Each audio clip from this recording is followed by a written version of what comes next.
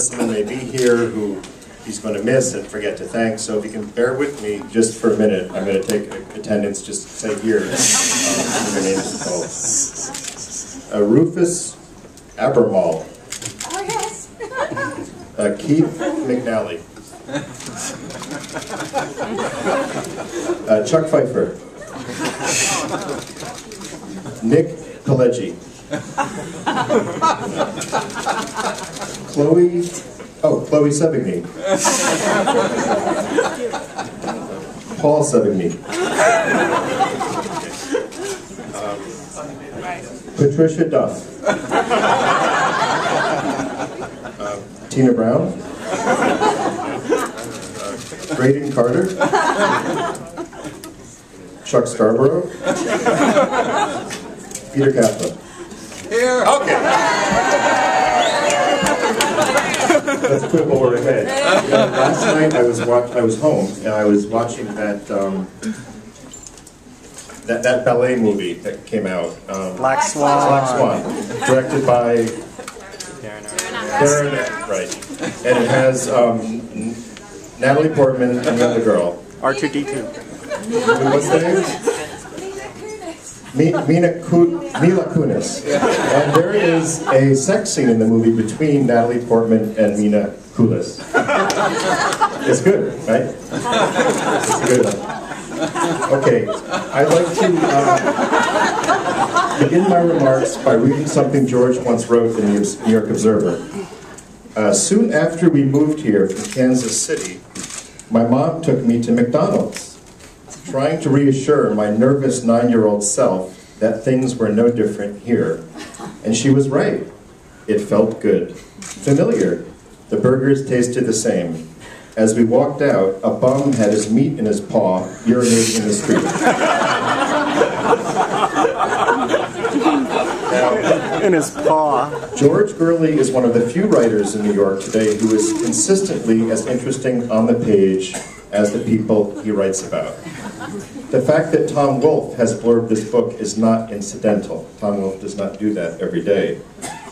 When I was George's editor at The Observer, all you had to say in an editor's meeting is, Gurley's going to write about blank. And we knew that something memorable and seedy would be dropping in our laps, in a few days.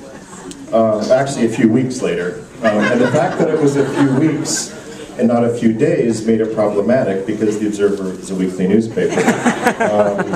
Once, when George hadn't published anything for a few months, the editor-in-chief, Peter Kaplan, walked over to George's desk, scooped up everything on it, opened the window, and hurled the contents down onto East 64th Street, most likely narrowly missing Kitty Carlisle Hart, who liked to take a walk in the afternoon. At The Observer, when we sent George to interview people, as Jim said, they had no idea what was coming. The actress Amanda Peet stalked out of an interview when she went in to meet George. He was sitting at a banquette and he refused to get up to shake her hand.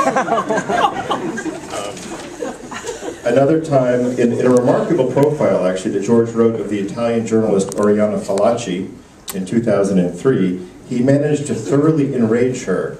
Now, this is a woman who herself had interviewed the Ayatollah Khomeini twice. George finally met his match, of course, in Hilly, a beautiful woman who recognizes always the sweet little boy inside this sozzled man who sits before us. In closing, I think I would say that it's actually George's innocence which accounts for his success as a writer. That after all these years in New York, he's still that little wide-eyed 9-year-old boy pointing out to the rest of us the bum with his meat in his paw. And now I give you George Gurley, ladies and gentlemen.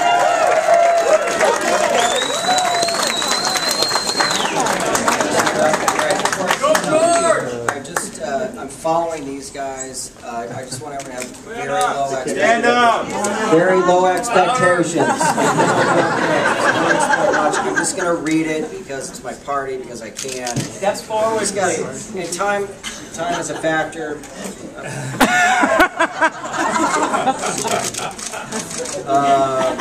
This is incredible, once in a lifetime experience.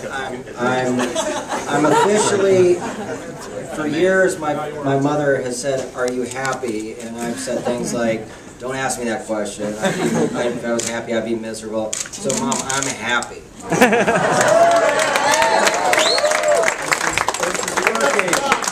Right, Mama.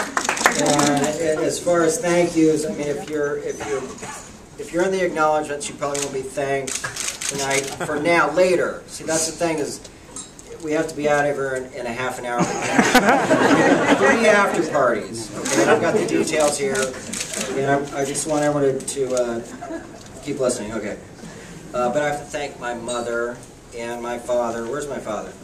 For throwing this party. Yeah. And my grandmother Gemma, who's right here, who just flew here from Kansas, and just for the night, and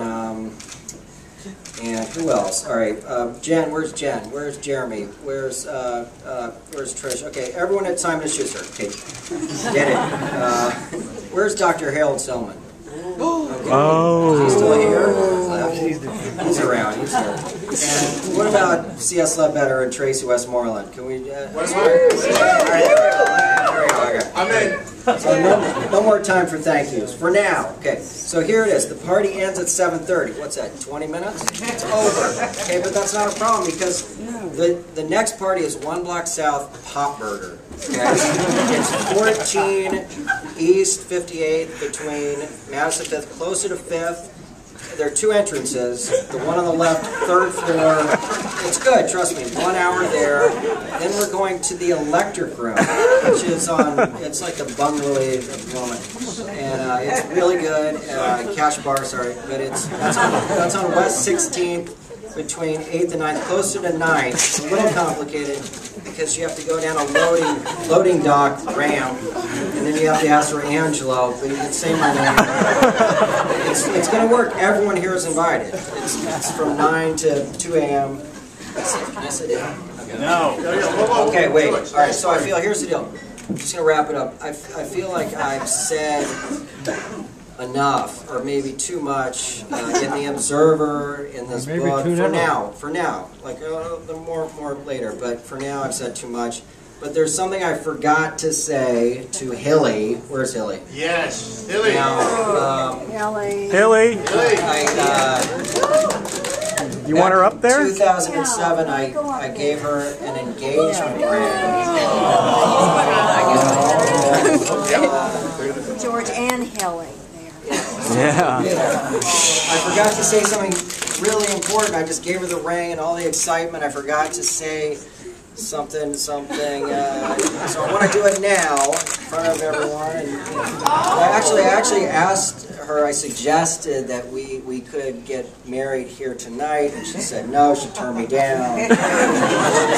She needed more time, etc. But I think I got to say this thing. Should I get down on my knees? Yes. Both knees? Okay. Somebody move that chair. All right, good. Dear Hilly, will you marry me?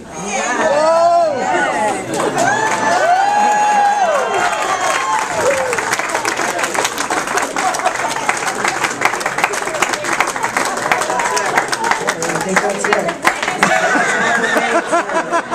I have other people to thank, but I'll do it later. That's it. Kiss. When's the date? Kiss. Kiss? Yes. Oh, kiss? All right.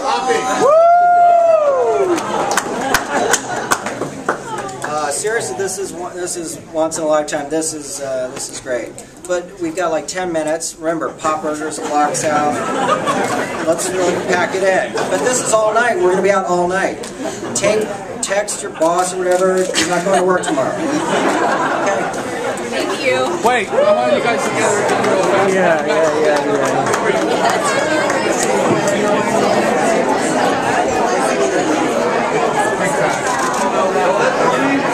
That's right, guys.